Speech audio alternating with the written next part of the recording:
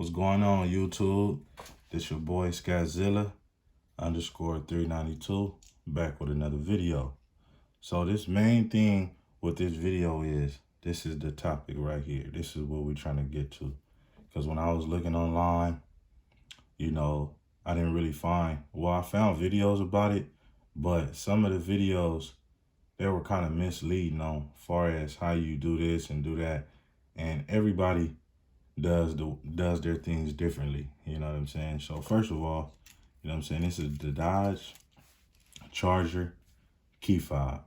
This Keyfob, I'm sure the way that I'm finna explain this, it probably works for, you know, a lot of different years and models and so on and so forth. But I noticed the other day that my vehicle kept saying Keyfob battery low. So today I decided to stop being a little lazy and go to the 99-cent store, buy some batteries so I can take care of that problem. And they are CR2032, as you can see. So I bought some of those. They were like $1.50 or something like that. Not that expensive. So here's the thing. So what we're gonna do is we're gonna remove this. We're gonna remove this. I'm gonna remove the key.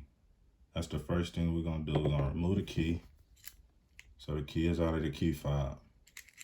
So now what I found that was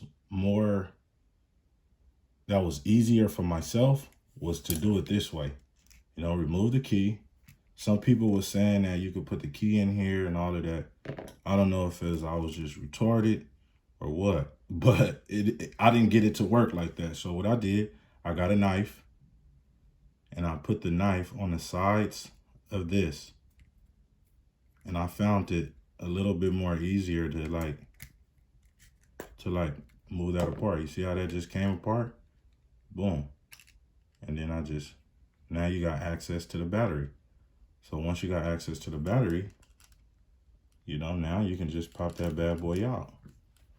You pop that bad boy out like that, boom. And it's out, like so. So now, what you do is, you get to it. Take your battery out and place it back in, like so. Let me see. Put your battery back in, boom, voila. Now your battery is replaced. Just that easy. So I hope this video helped you guys. Make sure you go like, share, subscribe to my videos so you can stay up to date and keep up with future videos. Make sure you turn that notification bell on so every time I drop a video, you know I'm dropping something new. So yeah, y'all have a good one.